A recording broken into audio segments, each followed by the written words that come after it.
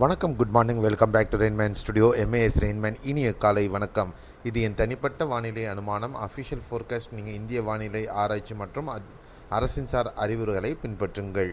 நம்ம சேனலை நீங்கள் சப்ஸ்கிரைப் பண்ணலன்னா சப்ஸ்கிரைப் பண்ணிவிட்டு பக்கத்தில் இருக்கிற பெல்லைக்கான் தொட்டு ஆல் நோட்டிஃபிகேஷன் எனேபிள் பண்ணிக்கோங்க. இந்த வீடியோக்கு ஒரு லைக் போட்டு ஷேர் பண்ணிவிடுங்க. இன்றைய வானிலை அனுமானம் 10 ஏப்ரல் 2025 உங்களுக்காக. இன்றைய வானிலை அனுமானத்தில் வங்கக்கடல் பகுதிகளில் நிலவி கொண்டிருந்த நன்கு அமைந்த காற்றழுத்த தாழ்வு பகுதி மேலும் நகர்ந்து ஆந்திர கடலோர பகுதிகளை ஒட்டி நிலவி கொண்டிருக்கிறது. இது மேலும் இன்று முதல் பார்த்திங்கன்னா வடகிழக்கு திசையில் நகர்ந்து மியான்மரை நோக்கி செல்வதற்கான வாய்ப்புகள் இருக்கிறது. இதன் காரணமாக ஈர்க்கப்படக்கூடிய காற்று திசை காரணமாக மற்றும் காற்றின் திசை வேறுபாடுகள் மற்றும் காற்றின் குவிதல் காரணமாக மேற்கு கரையோர பகுதிகளில் பரவலாக இன்றும் மிதமானது முதல் கனமழை, வெப்பச்சலன மழையானது இருக்கும். வட ஆந்திர பகுதிகளிலும் சில பகுதிகளில் மழைக்கான வாய்ப்புகளும் இருக்கிறது. இந்த இருமிகு காற்று முழுவதுமாக ஈர்க்கப்படுவதனால் தமிழகத்தில் சில பகுதிகளில் லேசான மழை அல்லது மிதமான மழையும், பெரும்பாலான பகுதிகள் வட தமிழகத்தில் ஒரு வறண்ட வானிலையும் நிலவ காத்திருக்கிறது.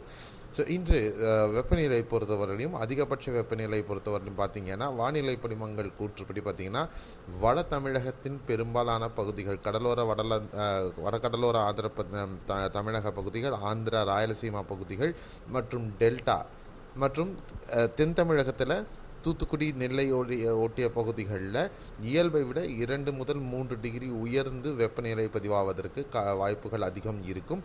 குறிப்பாக சென்னை, திருவள்ளூர், காஞ்சிபுரம், செங்கல்பட்டு, திருத்தணி, வேலூர், குடியாத்தம் இந்த பகுதிகள் மற்றும் டெல்டாவின் ஏனைய பகுதிகள், ராயலசீமாவின் ஏனைய பகுதிகள், குஜராத், ராஜஸ்தான் மற்றும் மகாராஷ்டிராவின் பெரும்பாலான பகுதிகளிலையும் இயல்பை விட 3 டிகிரி கூடுதலாக பதிவாகிறதுக்கான வாய்ப்புகள் அதிகம் இருக்கும் அப்படின்னு எதிர்பார்க்கலாம். ஸோ பெரும்பாலும் வட தமிழகத்தில் 36 முதல் 39 டிகிரி வரையிலுமான வெப்பநிலை பதிவாவதற்கு வாய்ப்புகள். சில பகுதிகளில் உட்புற வட தமிழகத்தில் பெரும்பாலான பகுதிகளில் 38 முதல் 40 டிகிரி வரையிலும் செல்வதற்கும் வாய்ப்புகள் இருக்கும் அப்படின்னு நம்ம எதிர்பார்க்கலாம். இன்றைய மழை வாய்ப்புள்ள பகுதிகள் அடுத்த 24 மணி நேரத்திற்கு மழை வாய்ப்புள்ள பகுதிகள் பொறுத்தவரையிலையும் நம்ம பார்த்தோம் அப்படின்னா டெல்டாவின் ஒரு சில பகுதிகளில், நாகை, காரைக்கால் பகுதிகளில் சில பகுதிகளில் லேசான மழை பதிவாகிறதுக்கான வாய்ப்புகள் அல்லது மிதமான மழை வாய்ப்பாகிறதுக்கு வாய்ப்புகள் இருக்குது.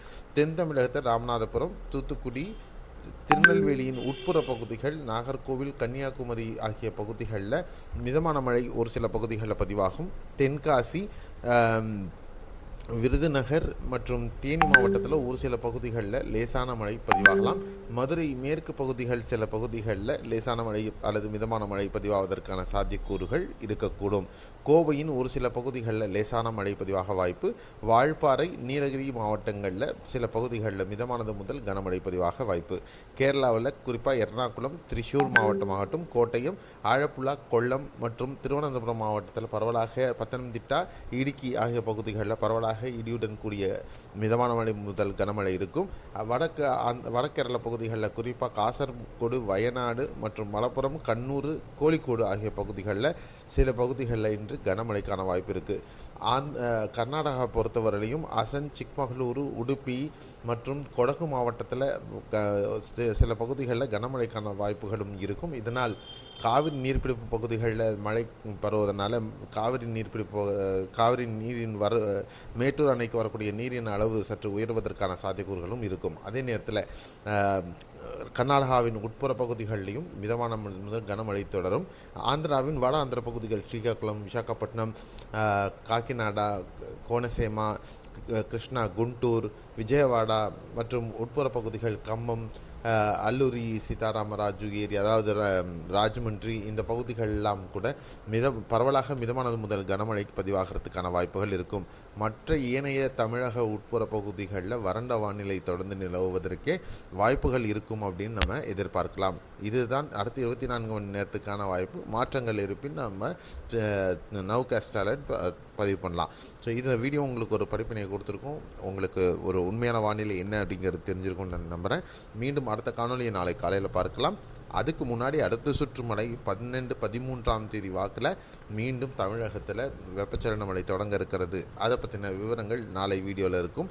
மீண்டும் நாளை சந்திக்கலாம். அதுவரை உங்களிடமிருந்து விடைபெறுகிறேன். சப்ஸ்கிரைப் பண்ணலன்னா சப்ஸ்கிரைப் பண்ணிவிட்டு பெல் நோட்டிஃபிகேஷன் எனேபிள் பண்ணிக்கோங்க. இந்த வீடியோவுக்கு மறக்காமல் லைக் போட்டுருங்க. Bye bye, see you, have a nice day.